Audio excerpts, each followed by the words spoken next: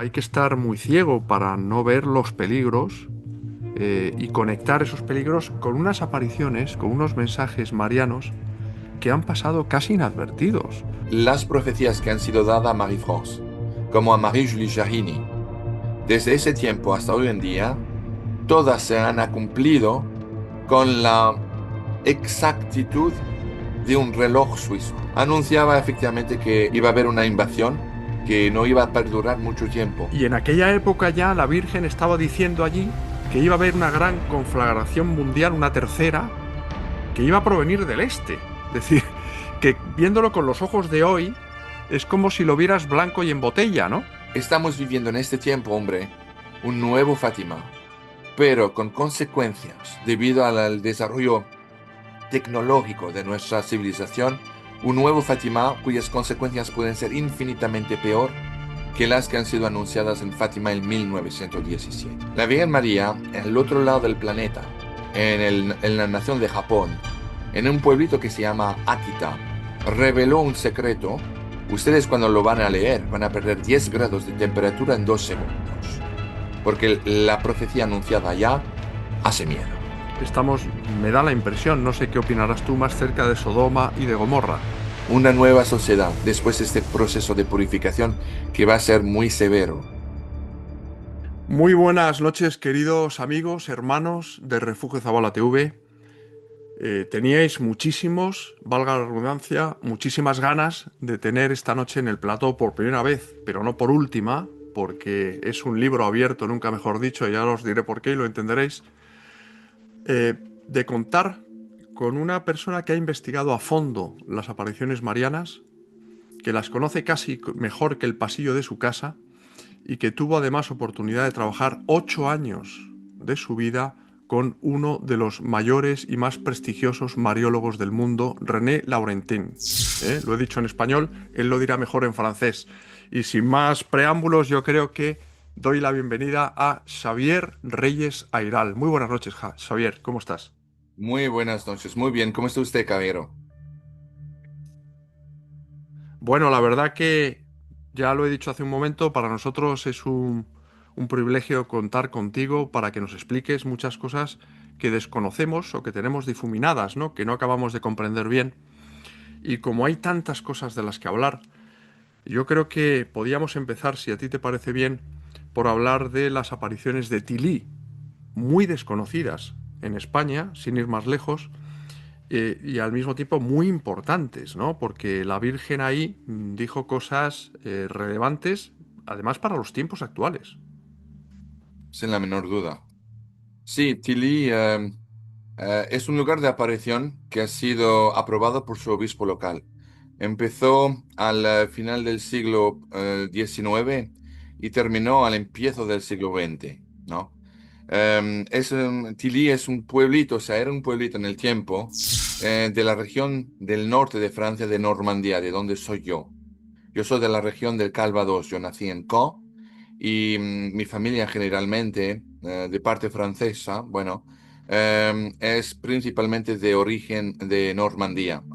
Yo crecí allá, estudié en París, crecí también parte en París, Normandía principalmente, en París también, estudié con los jesuitas allá. Y obviamente Tilly ocupa una parte relevante en mi libro, Revelaciones, el cual yo lo Sí, empecé inicialmente en inglés. aquí lo tengo. Aquí lo Ah, tengo, tu libro, que lo recomiendo ya vivamente porque es que es impresionante el caudal, el océano de datos que hay aquí, fruto de tus investigaciones, precisamente. vale, le agradezco. Yo les recomiendo de comprarlo porque con la primera versión que los ingleses, es Austin Macaulay que me imprimió este libro. La primera versión lo hizo con letras sumamente pequeñas. Lo hemos hecho engrandecer, o sea, la fuente, o sea, las letras son mucho más grandes ahora y se debe comprar con el sello amarillo, ¿no? Ahí se puede leer de manera más confortable, vamos a decir. En fin, para volver a lo de Tilly. Esas apariciones empezaron pues en Normandía y empezó en un tiempo que precedía la Primera Guerra Universal, como la Virgen María llamaba, la Primera Guerra Mundial.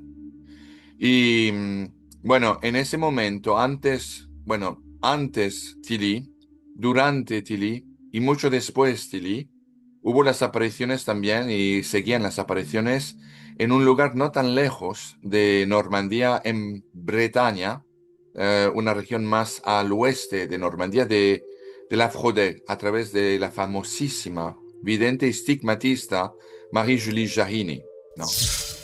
Usted podría decir que Tilly era una complementación, o si no, más bien, yo diría una confirmación también, además de la complementación de las apariciones del tiempo que ocurrían hace tal vez unos 100 kilómetros más al oeste, suroeste de Normandía, de Tilly, en el lugar de la Fraude, al lado del pequeño pueblito de Blain. Todo eso es muy franco-francés, entonces os ruego vuestra indulgencia, ¿no? Pero No, en ese no, tiempo, cuando la Virgen se apareció allá en Tilly, en ese pequeño pueblito, se apareció primero, usted podría decir, a los más pequeños de todos. Eso ocurrió a aproximadamente apenas a 1 kilómetro de una escuela católica que en el momento estaba enseñando a unos niños una clase de catecismo. Y perdónenme por mi español de cocina, de antemano os ruego perdón, porque voy a hacer una carnicería del castellano no, del rey. hablas muy bien el castellano, Xavier. Hombre, trato.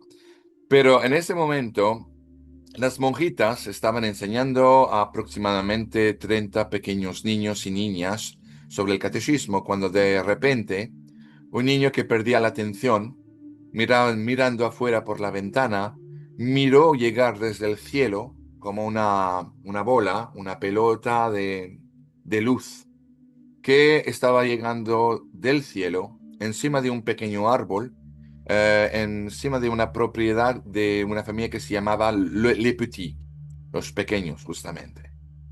Y impresionantemente, aunque era aproximadamente 1 kilómetro de la ventana de la escuela, ¿no? Donde cayó esa bola empezó a cambiarse en una silueta femenina y apareció una mujer, una señora, vestida de blanco, con las manos juntas, ojos cerrados, pareciendo rezar. En ese momento, ese niño empezó a apuntar del dedo diciendo, oh, oh, la Vierge Marie, la Virgen María. Lo que era muy curioso de ese muy, muy primero fenómeno era el hecho que aún con la distancia, los niños, no solamente el primer niño, sino los niños y más bien la monjita que estaba enseñando el catequis, podía ver aún a esa distancia, y no me pida cómo era posible, soy incapaz de explicarlo, pero podían ver con claridad los detalles de la cara de esta hermosa señora. No era normal. De repente todos los niños, aún las monjitas, se acercaron para ver lo que el cerebro no reconciliaba con el intelecto. Vale. Entonces, en ese momento, eh, sin decirse una palabra, todo el mundo tuvo por reflejo de salir de la clase y de empezar a correr hacia esa aparición, las monjitas incluido. Y cuando llegaron allá, los niños, las monjitas, se pusieron de rodillas y empezaron a admirar en contemplación esa señora que no decía nada. Venga, en ese momento, poco a poco, ya la Virgen se desapareció, pero volvió a aparecer y de repente apareció a Marie-France, esta jovencita, que ya tenía, o sea, vamos a decir, experiencias místicas, ¿no? Se había oído, como decimos en francés, era el teléfono árabe, ¿sabe? Es una expresión francesa que dice que cuando algo se dice, todo el mundo se entera rápidamente, como un fuego en un Ujú, payasón. Venga. En ese ujú. momento, em, Marie-France había oído hablar del lugar de aparición y fui la primera a ir también allá. De repente ese pequeñito árbol donde la Virgen se había aparecido, todo el mundo tomando las ramas como reliquias, empezaba a desaparecer. Pero la jovencita francesa se puso de rodillas y empezó a ver la Virgen María. ¿Qué empezó? Desde un empiezo, poco a poco, gradualmente, a revelarle profecías que iban a ocurrir tanto en Francia como después en el mundo. Estoy dando las grandes líneas, los detalles son bastante grandes, pero para resumir rápidamente, la Virgen María le anunció que efectivamente en Francia particularmente iba a haber unos desastres, incluido en los territorios franceses, como la explosión también de un volcán en las Caraíbes franceses, ¿no? Y Marie-Julie Janis también al mismo tiempo recibió las mismas profecías de la Santísima Virgen María. Ni Marie-Julie Janis ni Marie-France nunca se habían encontrado ni se conocían porque lo que demostraba desde un empiezo un paralelo, ¿no? Sí, un paralelo. Sí. Indeniable, pero nunca se habían comunicado. Especialmente recuerden, si estamos hablando en tiempos donde todavía el teléfono era una invención que poco a poco todavía no se había desarrollado en ninguna parte de Europa de manera concreta. Y entonces de repente anunció otros detalles, como por ejemplo también la presencia futuro de desastres que ocurrirían aún en Inglaterra, donde Marie-France recibió visiones de ciudades siendo destruidas, un barco que llevaba por nombre Inglaterra que estaba hundiéndose, o sea, y de repente la Virgen María le anunció a Marie-France también que llegaría el tiempo en Francia, en Europa, en la iglesia, cuando iba a haber una gran caída, caída de moral, caída de costumbres, cambios de civilizaciones dentro de Francia, dentro el continente europeo, dentro del mundo. Anunció, sin embargo, que había esperanza. La esperanza que debía tener que ver con, después de una gran guerra universal que destruiría una grande parte de la nación de Francia, que llegaría un hombre de providencia, que sería un gran rey y descendiente de los reyes mártires, ¿no? El mismo, pero era más general que los mensajes dados a Marie-Julie Jahin de Bretaña, donde ahí los detalles de este futuro rey son legión, ¿no? En el caso de Marie-France, confirmó, como también en La Salette, como también con Marie-Julie Jahin, que Francia volvería a ver la reinstauración de la monarquía, pero de una monarquía gobernante, de la restauración de una monarquía a través de un rey que vendrá a salvar y a rechazar durante una grande guerra universal los invadores que vendrían del este y del Mediterráneo. En varios casos también, yo creo si no me equivoco, también la Virgen le mencionó que ese rey se llamaría Henri. La traducción en castellano es Enrico, si no me equivoco. ¿Vale? Enrique. Ujú. Enrique, perdón.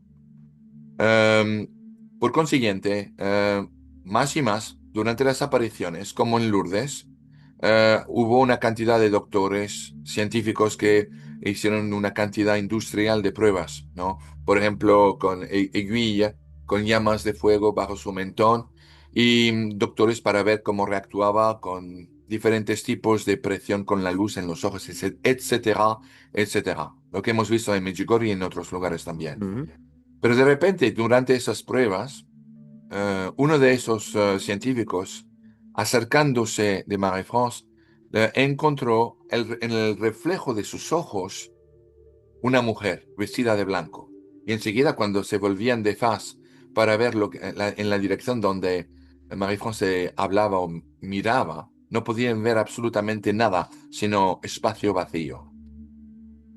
En ese momento podían ver las apariciones que Marie-France ella misma estaba eh, mirando exclusivamente a través del reflejo que se veía en sus ojos. Un poco usted podría decir como lo que sucedió unos siglos antes en el Nuevo Mundo, en México, en Tapayac, en Sí, lo que se sí. llama hoy en día Guadalupe, con la tilma, Guadalupe. la famosa tilma, Ujú, ujú. donde hoy en día en esa misma no es una pintura, lo de Guadalupe es otra historia, pero en los ojos de la Virgen de Guadalupe se puede ver en reflejo también el arzobispo San Juan Diego, etcétera. Bueno, en este caso se veía la misma cosa, pero la diferencia era con una persona viva. Aún en una oportunidad, la Virgen María anunció que iba a haber la construcción, a través de los órdenes de ese futuro rey de Francia, de una basílica en Tilly, una enorme basílica cuya representación ha sido dibujada de manera fiel a la descripción hecha por Marie-France. Y anunció a Marie-France que en esa basílica se volvería en un lugar de pelgrinaje mundial y que iban a decir en un futuro que Lourdes es un pequeño Tilly. Hombre, se da cuenta de la magnitud de ese mensaje. Bueno, y entonces la basílica ha sido reproducida en dibujo, Marie-France lo confirmó y es una belleza, pero eso será construido después de ese gran conflicto universal que ha sido anunciado a través de la Virgen María y por órdenes de este rey de Francia, que tendrá por misión no solamente de liberar nuevamente Francia de los usurpadores primero, después de de los invadores que vendrán del este y del Mediterráneo, pero de hacer una restitución de la gloria de la Iglesia Católica Romana y Apostólica. Xavier, esta profecía de la Virgen en Tilly se produce cuando Francia es una república, ¿verdad? Bien. En plena república. Y En hoy plena. sigue siendo una república. Es decir, esta profecía todavía no se ha cumplido, Ujú. ¿correcto? Correcto. Es, Pero si lo dice la Virgen, se cumplirá. Y hay un tema muy importante que tú has anunciado al principio, y es que estas apariciones, ojo, están aprobadas por la Iglesia. No estamos hablando de unas presuntas apariciones, sino además creo recordar que en tu libro haces mención incluso a un santo pontífice, a que un es santo. San Pío X, ¿no? Sí, San Pío X, que se pronunció sobre estas apariciones de Tilí, a favor. definitivamente. En favor, totalmente. Recuérdense también que en esos tiempos, el dicasterio de la doctrina de la fe eh, había ya unos años, un medio siglo antes, ya aprobado unos casos de apariciones. En 1851, si mi memoria me sirve correctamente, aprobó la Salette, pero después de unos años de estudios. Eran pocos esos años de estudios, pero lo reconoció como siendo en estado de digno de fe. Entre paréntesis, la escalera ¿cómo decir?, de establecimiento de un caso de aparición supuesto, en ese tiempo era igual al tiempo en el cual yo trabajaba con Padre René Laurentin. En el caso de Tilly, el dicasterio de la doctrina de la fe del tiempo siempre daba la libertad y la independencia a los obispos de declararse. No tenían ellos obligatoriamente que confirmar. En el caso de Tilly ha sido confirmado por el obispo o sea, con solamente la aceptación del verdicto pronunciado por el obispo local. Pero en sí, el dicasterio de la doctrina de la fe en Roma no se pronunció abiertamente o públicamente, solamente reconoció, aceptó públicamente el verdicto del obispo local. En el caso, por ejemplo, de La Salette, en 1851, era una aparición que en La Salette era una sola aparición, el 19 de septiembre del 1846, si no me equivoco.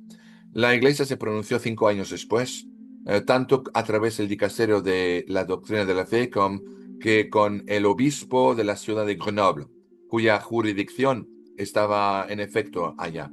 Pero en el caso de Tilly, efectivamente, el, fui el obispo local y una declaración abierta del Papa del tiempo, efectivamente, lo que, hombre, eh, tra- tenía un peso insurmentable, ¿no? No se podía Hombre, y ignorar. además, como hemos sabido después, un Papa Santo. Además, efectivamente, Camilo. Entonces, Pero una sí. cosa, estabas comentando Ujú. ese mensaje que es inquietante de la Virgen en Tilly, de esa invasión en Francia que provendría, o provendrá, mejor dicho, del este, ¿verdad? Sí. Que es verdaderamente inquietante y que podrá extenderse incluso por otros países europeos. Sí, justamente, yo había escrito este caso de aparición, se lo voy a decir la razón principal, porque era una confirmación de lo que estaba sucediendo en La Fraudais a través Marie-Julie Jahini, que todavía no ha sido ni aprobada ni por su obispo formalmente, ni por el dicasterio de la doctrina de la fe, aunque en La Fraudais a través Marie-Julie Jahini ha sido aprobada informalmente a través de una carta que su obispo local, el obispo de Nantes, Monseñor Fournier, escribió el 18 de junio del 1876, diciendo, declarando que Marie-Julie Jahini era efectivamente una mensajera de Dios y que su vida orbitaba alrededor de lo sobrenatural. Tilly, que ha sido formalmente aprobada por su obispo local y por el Papa del tiempo, confirmaba en lo todo el mensaje principal, la piedra angular del mensaje profético que todavía estaba dando Marie-Julie Jahini, solamente unos 100 kilómetros más al oeste de Tilly. Pero esos dos eran como formaban una complementación el uno del otro y una confirmación. Porque además esa niña, esa vidente, por su naturaleza tan sencilla, tan inocente, tan pura, ¿no? Daba credibilidad y beligerencia, no solamente a las apariciones de Tilly, sino también a las de su contraparte en La Fraudais. Y efectivamente lo que usted acaba de decir es de primera importancia. Em, Esos casos de apariciones, tanto en Tilly como en La Fraudais, que son relacionados sumamente atados el uno con el otro, eh, anuncian un evento que hoy en día es de actualidad. Por ejemplo, lo que es extraordinario de saber es que las profecías que han sido dadas a Marie-France, como a Marie-Julie Jahini, desde ese tiempo hasta hoy en día, todas se han cumplido con la exactitud de un reloj suizo. Eso es lo que es alarmante. Em, las explosiones naturales, el asunto de un incidente que iba a ocurrir en París, lo anunció exactamente dónde y cuándo y así mismo ocurrió, con que sucedió que resultó en la muerte de cantidad de civiles en París. Misma cosa en yo creo que fue en la Martinique, cuando el En la volcán Martinica, sí. sí, había explotado y había causado una cantidad de víctimas. Todo eso ha sido anunciado de antemano. La Primera Guerra Mundial, indirectamente, ha sido anunciado por Marie-France. Marie-Julie Denis lo anunció con detalles espectaculares. Segunda Guerra Mundial y esta famosa Tercera Guerra Mundial, que ha sido definitivamente anunciada tanto por Marie-Julie Denis que por Marie-France, que también por Maximin Giraud y Mélanie Calvat de la Salette. Esas tres apariciones principales, contrariamente a la de Lourdes, que era una aparición, un caso de aparición más que otra cosa, podemos decir casi mudo en comparación, ¿no? Tenían que ver eran todo un gran, ¿cómo decir? Un grupo de apariciones que se complementaban, era el seguimiento las unas de las otras. Es totalmente evidente. Y en el caso de Tilly, lo que anunciaba en relación a esa futura tercera guerra universal eh, era el eco que el cielo había, de los mensajes que el cielo había dado a Marie-Julie Denis con considerablemente más detalles. Anunciaba efectivamente que en esa tercera guerra universal iba a haber una invasión que no iba a perdurar mucho tiempo, que iba a venir del este. Anunció que efectivamente serían los este europeos que cruzarían el Rin, mientras que los musulmanes llegarían por el sur. Sería una coalición entre una Rusia y un consortium de naciones musulmanas y que a través de un blitzkrieg, ¿no? Que tomaría lugar después de multitudes de eh, revoluciones que ocurrirían principalmente en Francia, en Alemania, en Italia. Fueron las tres naciones principales. Rusia iba a tomar advantaje de ese desorden continental. ¿no? Fíjate, Todo eso es en conjunto con las mm, apariciones y profecías de Marie-Julie Jahini. es Mencionó impresionante. también otras naciones, ¿no? Es que estamos, es que es Mencionó- impresionante. Perdóname que te corte, bueno, Xavier, pero es impresionante. Es decir, hemos visto que ahí se cumplen las profecías de la Primera Guerra Mundial, de la Segunda Guerra Mundial, de muchos sucesos, de erupciones volcánicas, los sucesos de la Martinica, etcétera, etcétera. Y claro, estamos hablando de finales del siglo XIX, principios del siglo XX, ¿no?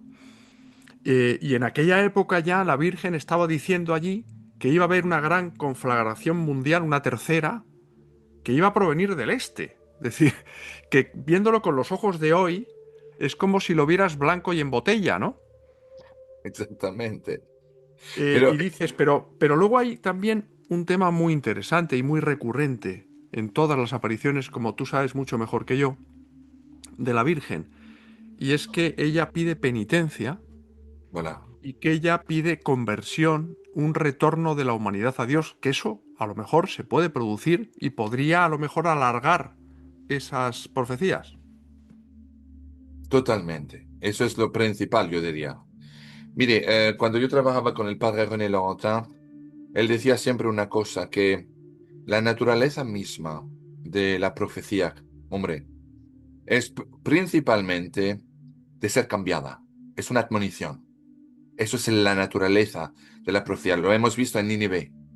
Recuérdense, por ejemplo, y voy a entrar en detalles sobre el llamado a la conversión que el cielo nos está haciendo a través de esos videntes. Pero recuérdense para hablar de algo más contemporáneo, ¿vale?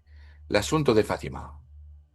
La Virgen María ha sido sumamente clara cuando anunció el segundo gran misterio al modo condicional. Caballero, ¿se recuerda usted cuando la Virgen dijo, salvo que mis hijos regresen a mi hijo Jesús Sí, y se así es. convierten, habrá una Segunda Guerra Mundial peor que esta? Salvo si mis hijos regresan a mi hijo y se convierten, Rusia propagará sus errores a través del mundo. Al condicional. Igual en este caso. No, el propósito principal de las profecías no es de cruelmente anunciar un castigo que caerá sobre la humanidad. No. Es una advertencia, una admonición, que tiene por propósito, si vamos a hacer un tipo de analogía, de decir, por ejemplo, a alguien que maneja un coche, ¿vale? De decirle, y que está manejando 200 kilómetros a la hora en dirección de una pared, pero el chofer no puede ver más de 10 metros encima de él. Las apariciones es la voz implorante de una madre que nos ama, que nos dice, hijos, cambien de 45 grados el volante antes el desastre. Eso es el propósito principal de las apariciones. Conviértense, principalmente a través de un proceso que ha sido claramente anunciado a través de Marie-France, a través de Marie-Julie Jahini y todos los lugares de apariciones verdaderos. Un un proceso de conversión que orbita alrededor de la noción principalmente, número uno, de consagrarnos en los que amamos al Sagrado Corazón de Jesús y al Corazón Inmaculado de María. Número dos, de vivir nuestras vidas en las bases principales de las Santas Escrituras y de los cuadros evangelios, las palabras de nuestro Señor Jesucristo. Número tres, vivir de acuerdo y frecuentemente con los santos sacramentos de la Iglesia católica y apostólica, ¿no? Me refiero principalmente al bautismo para los que no son católicos y para los que son católicos y no católicos también, la Santa Confesión, eh, especialmente si es posible los primeros sábados de cada mes, una vez al mes. Y piedra angular del proceso de conversión, la Santa Misa, el respeto, el vivir, el santo sacramento del altar, la Santa Eucaristía, pero cuidado, bajo dos condiciones. La primera de estar en estado de gracia. La Virgen María nos implora veces y veces de no recibir la Santa Comunión si aún sospechamos haber caído en estado de pecado mortal.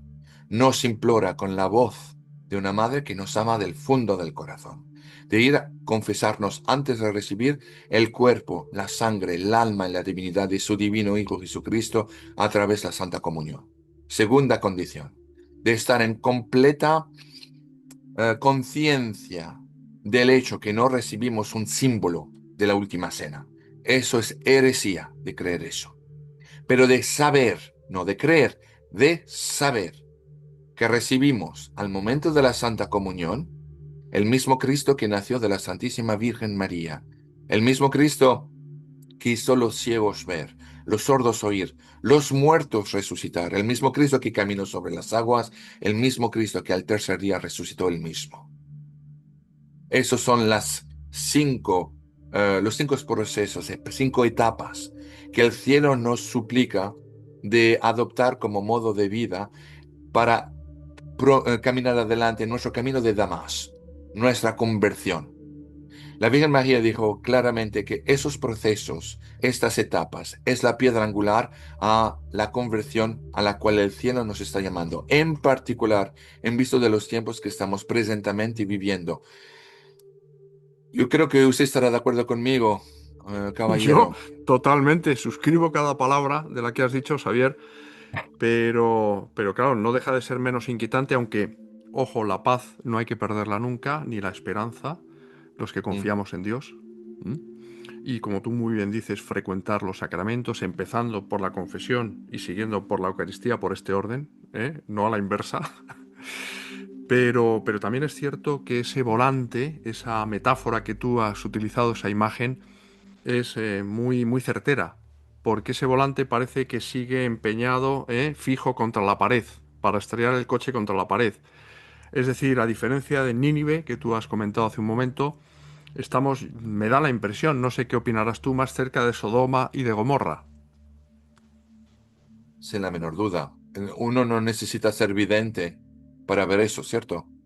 Mire, yo le puedo decir una cosa. En los Bueno, tiempos, perdona, no sí, necesitas ser vidente, pero hay muchos ojos cerrados del corazón que no ven la realidad. por conveniencia, por conveniencia. Mire, le voy a decir una cosa. En esos tiempos, en los 1870 hasta el empiezo del siglo XX, el 1905 y 10, de hablar, por ejemplo, de este tipo de cosas, era irrealístico de creer. Cuando Marie-Julie Janis o Marie-France mencionaban que Europa iba a ser invadida pacíficamente. En ese tiempo la gente se burlaba abiertamente, públicamente, de esas profecías que pensaban eran locas. Hablamos de Fátima hace un momento, ¿verdad? Yo le mencioné que tengo un abuelo que se juntó, puso el uniforme francés en 1914, cuando la Primera Guerra Mundial empezó. Y era uno de los que sobrevivió a esta guerra atroz. Venga. Yo me recuerdo crecer en París y andando en las noches de Navidad, las cenas que tuvimos en París, y mi abuelo hablando de las atrocidades y dándonos juguetes. Me recuerdo, nos compraban tanques, aviones, barcos militares, diciendo, mira, eso es un tubosh. Un tubosh en español quiere decir un mata alemán. Vale. Y mis padres diciéndole, ¿cómo? No puedes hacer eso más. Eso, somos católicos, tenemos que perdonar. Y mi abuelo diciendo, yo perdono, pero no olvido. Imagínense usted, en los trenches, no sé cómo se dice en castellano esa palabra, los huecos donde los soldados Las franceses, trincheras. voilà, estaban haciendo faz a los alemanes, ¿vale?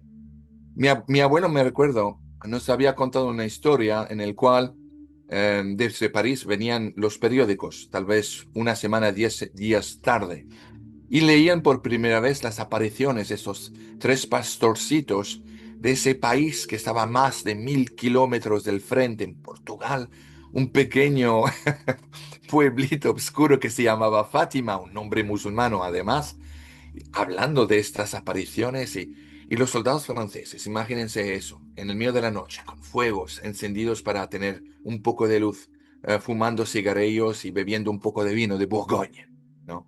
Y para calmarse los nervios, mirando, leyendo esos periódicos y aquí leyendo. Esos pastorcitos anuncian que si la humanidad no se convierte en tiempo, habrá una segunda mundial peor que esta y que Rusia provocará sus errores. Rusia, hombre, acababa de firmar un armisticio humillante con el Kaiser y con el imperio austrohungario. Estaba en sus rodillas. Era considerada la sombra de la gloria antepasada. Un país de tercera categoría, protegida por una fuerza armada de cossacks que estaban la mitad del tiempo tan borrachos de vodka que no podían quedarse encima de sus propios caballos. Era una sinvergüenzura irrealística. Ahora, que iba a haber una segunda guerra mundial peor que esta. Esos soldados habían vivido por 3 años el infierno sobre la tierra. Eran historias que no querían escuchar, no la aceptaban. Nadie quiso escuchar. Después del 11 de noviembre del 1918, cuando la capitulación, bueno, era un armisticio que los alemanes firmaron en Compiègne, con los aliados. Fue firmada un año después, en 1919, el Tratado de Versalles. La Liga de las Naciones, que eran las Naciones Unidas del tiempo, aseguraron que nunca más iba a haber una otra guerra mundial. Y todo el mundo tratando de olvidar lo inolvidable, los horrores de la humanidad. Empezaban a bailar el Charleston, empezaron a hacer fiestas todo el tiempo para olvidar las atrocidades que habíamos vivido. Yo estoy seguro que si en ese tiempo la Iglesia Católica, que había confirmado Fátima 17 años después de 17 años de estudios sumamente fuertes de Fátima, hubiera lanzado una campaña, vamos a decir una cruzada espiritual, en el mundo con los santos rosarios, las misas, confesiones, para tratar de evitar lo que la Virgen María nos había dado, mejor dicho, lo que el cielo a través de la Virgen María nos había dado como admoniciones. Yo creo que Adolf Hitler nunca hubiera salido del cárcel, que el partido nazi nunca hubiera salido, que tal vez la Revolución Rusa de noviembre, un mes después, la famosísima aparición del milagro del sol, tal vez el bolchevismo nunca hubiera ocurrido y las catástrofes que hemos conocido nunca hubieran ocurrido si solamente hubiéramos respondido presente al llamado de movilización espiritual que el cielo, a través de la Virgen, nos hizo, a través de Tilly también. Yo creo que estamos viviendo en este tiempo, hombre, un nuevo Fátima, pero con consecuencias debido al desarrollo tecnológico de nuestra civilización, un nuevo Fátima cuyas consecuencias pueden ser infinitamente peor que las que han sido anunciadas en Fátima en 1917. Además es muy importante, yo creo que este repaso histórico que has hecho al hilo de las profecías, que eran inimaginables en aquel momento, que eso se produjese en las trincheras en la Primera Guerra Mundial, que por cierto fue, tú lo sabrás mucho mejor que yo, más dura que la Segunda. La Primera Guerra Mundial fue tremenda, esa guerra de trincheras, ese cuerpo a cuerpo fue terrorífico. Eh, y efectivamente, nadie podía pensar que una Rusia, ¿verdad?, que era la sombra de lo que fue, ni nadie podía pensar que una Alemania, que era la sombra de lo que fue, fuese a provocar una Segunda Guerra Mundial con Hitler a la cabeza. Y ahora hay muchas personas que siguen pensando que no va a suceder una Tercera Guerra Mundial, otras que sí, evidentemente. Pero hay que estar muy ciego para no ver los peligros y conectar esos peligros con unas apariciones, con unos mensajes marianos que han pasado casi inadvertidos, porque nadie, prácticamente nadie en España conoce las apariciones de Tilly, comentaba al principio, ni a esta mística que ya antes estaba hablando de lo mismo. Es decir, ¿por qué son tan desconocidas? No interesa hablar de esto. Yo creo que no es que no interese, yo creo que la Iglesia está haciendo muchos esfuerzos para mantener todo eso bajo la carpeta. Mire, tenemos evidencia. La Salette, los famosos secretos de la Salette. Hombre, han sido escondidos de manera calculada por varias décadas. El tercer secreto de Fátima. Usted conoce las condiciones que la Virgen había dado a la hermana Lucía dos Santos, ¿no? El cual era que el tercer secreto tenía que ser revelado públicamente poco tiempo después de la disparición de la Sor Lucía dos Lucía. Santos, o a lo más tardar en 1960. Ujú, La iglesia que hizo. ujú. En 1960, cuando estábamos ya el curso del Segundo Vaticano, Consejo, estaba al punto de empezar. Abrieron. El Papa Juan XXIII estaba rodeado de su eminencia, el cardenal Ottaviani, entre otros, y de varios otros, ¿no?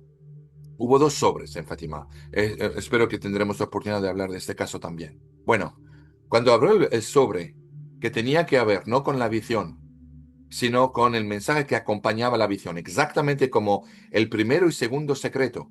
Hubo visiones inmediatamente seguidos de mensajes explicatorios de la Santísima Virgen María. El tercer no era excepción. Lucía dos Santos escribió en dos sobres, primero la visión, segundo la explicación. Cuando el Papa Juan XXIII leyó el mensaje que acompañaba la visión, que ha sido liberada públicamente, se recuerda usted, en junio del año 2000, por su eminencia el cardenal Bertone. No, hombre, el Papa, en frente de testigos, se puso blanco como una aspirina. Volvió a doblar la página, lo puso nuevamente en el sobre y contestando, Monsieur, señores, este mensaje no corresponde para la iglesia de nuestros tiempos. ¿Ah, no? O sea, el cielo se equivocó tal vez. Él era más sabio que el cielo cuando dio por instrucción exclusiva a través de la Virgen María a Lucía dos Santos que esto debía ser revelado públicamente a lo más tardar en 1960. Sería tal vez que el cielo no podía ver el futuro. No, hombre, ha sido claramente escondido porque no era, vamos a decir, conveniente para ese mensaje de ser liberado públicamente. Gracias a Dios, Dios escribe recto en líneas curvas, como decimos en Francia. Espero que se dice igual en castellano. Sí, Y parecido. figúrese que unos años después, 56 años después de la aparición de Fátima, la última aparición de Fátima, el 13 de octubre del 1973, la Virgen María, en el otro lado del planeta, en la nación de Japón, en un pueblito que se llama Akita, ¿no? A una hermanita católica que se llama Agnes Sasagawa, reveló un secreto, un mensaje que era público, ¿no? Y en el aniversario, el cumpleaños 56 años al día mismo, después la última aparición de Fátima, el milagro del sol. Ese mensaje, yo les digo, está abierto y públicamente expuesto en mi libro y en el Internet también. Es muy fácil a ubicar. Ustedes cuando lo van a leer van a perder 10 grados de temperatura en 2 segundos, porque la profecía anunciada ya hace miedo. Bueno, para terminar rápidamente sobre el asunto, y ustedes van a ver la relación. Cuando el obispo local, el obispo Ito, su excelencia el obispo Ito, hizo el viaje de Tokio a Roma para ver el prefecto de la Congregación de la Doctrina de la Fe, que en el tiempo era su eminencia el cardenal Giuseppe Ratzinger, futuro Papa Benedicto XVI, para presentarle el dossier que había montado, dossier de los casos milagrosos, porque la Virgen Akita lloró lágrimas, era una estatua de madera de Nuestra Señora de todas las naciones, una revelación holandesa, vale. Cuando le presentó el dossier, el cardenal Ratzinger había oído cantidades de calumnias, difamaciones, una verdadera sopa de mediocridad, hombre. Como todos los verdaderos lugares de aparición. Se quedó perplejo, se quedó no mostrando ninguna emoción, ¿no? Porque en esos tiempos, recuerden, se especian los alemanes de educación, mostrar emoción es un signo de debilidad. Cuando recibió el obispo lo dejó hablar hasta el final sin interrumpirlo, pero perplejo, hasta el momento que le dio el último mensaje de la Virgen público a través de la hermana Sasakawa. Lo que realmente ustedes verán es sumamente catastrófico. Cuando lo leyó, abrió un poco, mostró por primera vez un poco de emoción, abriendo los ojos grandes. Se lo devolvió y le contestó al obispo, Excelencia, a partir de ahora no habrá más investigación en Akita. La cosa se termina aquí y no habrá más ningún tipo de estudio. El obispo se puso sumamente nervioso diciendo, pero su eminencia, ¿cómo usted puede decir algo así? No he terminado de hacerle mi presentación. El cardenal lo paró diciéndole, usted no entiende, obispo. Lo digo eso porque lo que usted me acaba de mostrar me convenció. Debido al hecho que, en efecto, el mensaje de Akita del 13 de octubre de 1973 es nada menos que el eco del tercer secreto de Fátima. Y ese mensaje de Akita está en mi libro también, en el capítulo de Akita, bueno, y revela que va a haber catástrofes, que el diablo está caminando entre los cardinales en los corredores del Vaticano, que va a haber una lluvia de fuego. O sea, es otra admonición que llama a los fieles a convertirse y a rezar para la iglesia y a convertirse bajo el proceso que acabamos de describir hace un momento ahí. Todos estos mensajes de la Virgen María, que ha sido aprobado, entre paréntesis, aquí fue aprobado oficialmente por el obispo Ito en 1973, después otra vez en 1980, apoyado en 80 y 81 por la Congregación de la Doctrina de la Fe, dirigida en el tiempo por su eminencia el cardenal Ratzinger, futuro Papa Benedicto XVI. Es un llamado el mismo que mi abuelo en las trincheras, que muchos millones de europeos y americanos y los que han participado en esta guerra han escuchado, que estamos viviendo hoy en día. Hay esperanza, no es algo donde debemos tener que perder la cabeza, nuestra sangre fría, todo en el contrario. Nuestra esperanza se encuentra al pie de la cruz. Nuestra esperanza, nos está siendo dicho, ¿no? Verá un renacimiento de un mundo y de una iglesia que tendrá que pasar por una purificación, la misma por la cual nuestro Señor Jesucristo ha vivido durante su pasión, un calvario, por el cual tenemos que pasar por nuestras 15 estaciones también. Y la iglesia, de acuerdo con las revelaciones de la Virgen María, tiene que pasar antes de resucitar por su crucifixión y enterramiento. Pero después resucitará. Será en ese momento que llegará el triunfo del corazón inmaculado de María. Y termino nada más diciendo que hay muchos más detalles que dan mucha esperanza, y unas de las cuales nos anuncia una nueva sociedad después de este proceso de purificación que va a ser muy severo, pero una purificación que llevará una iglesia sana, que llevará enseñamientos fieles a los evangelios, una sociedad internacional que habrá sobrevivido, que repopulará el mundo y que efectivamente crecerá sobre raíces profundamente cristianas, católicas.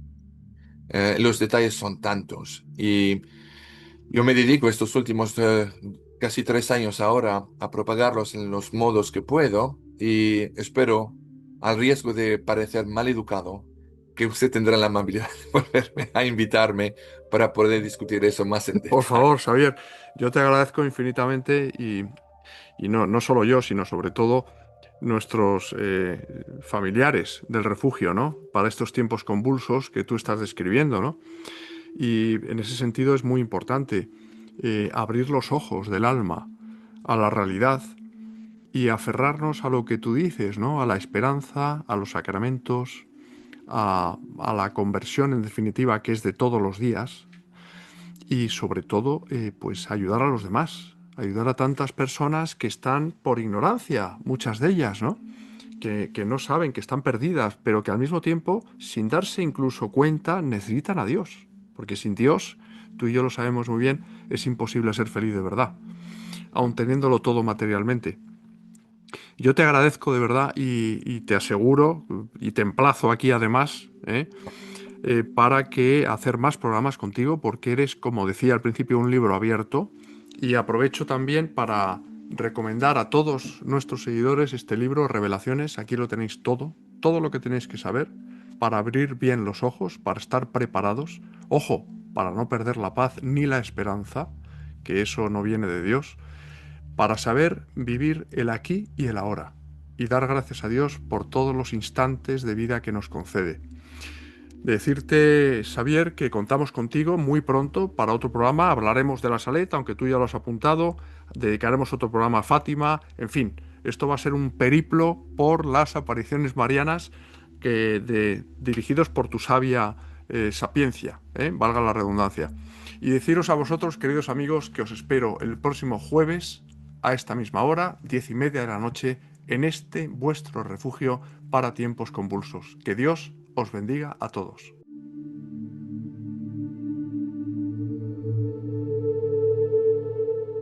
Voy a contaros, queridos amigos, voy a compartir con vosotros una historia personal, íntima, que se lo he consultado a mi hijo Borja Y, oye, ¿tú crees que esto lo puedo contar en Refugio Zabala TV? Porque no lo he contado nunca en público. Y es, como digo, una vivencia personal muy íntima que sucedió hace ya muchos años, cuando yo tenía 14 en concreto. Volvíamos de vacaciones, era verano, mes de agosto finales, e íbamos en el coche de mi padre, que era un 131 Super Mirafiori. Jamás olvidaré el coche por razones obvias, aunque nunca más lo volví a ver, como os explicaré y entenderéis enseguida. Íbamos por la carretera de Alicante a Madrid, veraneábamos en Alicante, en la playa de San Juan, y cuando estábamos aproximadamente a 12-15 kilómetros de Albacete, es decir, casi a la mitad de camino entre Madrid y Alicante,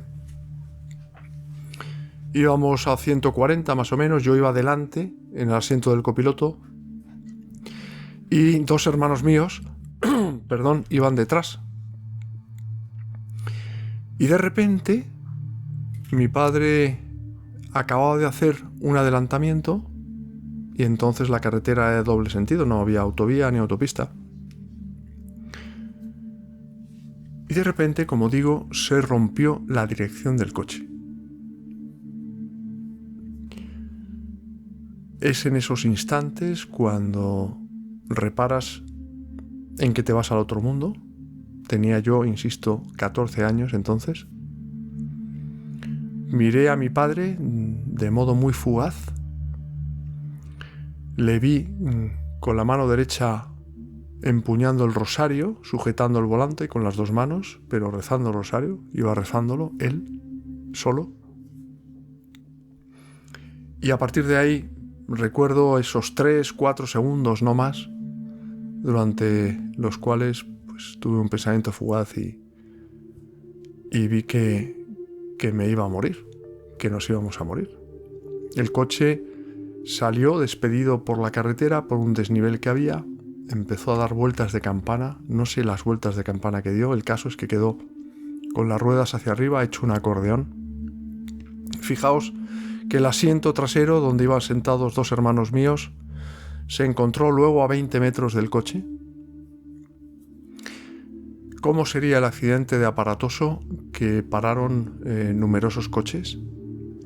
Llamaron de inmediato una ambulancia que vino de Albacete, del hospital. Todo esto yo, claro, no lo recuerdo apenas. Recuerdo que sí, cuando estábamos dentro del coche y había dado las vueltas de campana, el coche quedó al revés. Estábamos con la cabeza hacia abajo. Yo fui el primero que reaccioné. Luego mi padre me dijo, alabó, ¿no?, la entereza que había tenido, ¿no?, la sangre fría, los nervios de acero en ese momento tan complicado, porque mi pregunta fue, ¿estáis bien? Y estábamos bien los cuatro. Aún así, lógicamente, por precaución, nos condujeron en el interior de una ambulancia al hospital de Albacete, donde nos reconocieron y a mí en concreto, bueno, pues me hicieron radiografías del cráneo, donde vieron que tenía numerosas contusiones, pero el caso es que horas después íbamos en un taxi de Albacete a Madrid. El coche fue siniestro total, como os decía antes, fue irrecuperable, no lo volví a ver jamás. Y los cuatro salimos ilesos de un accidente que en condiciones normales hubiese sido mortal.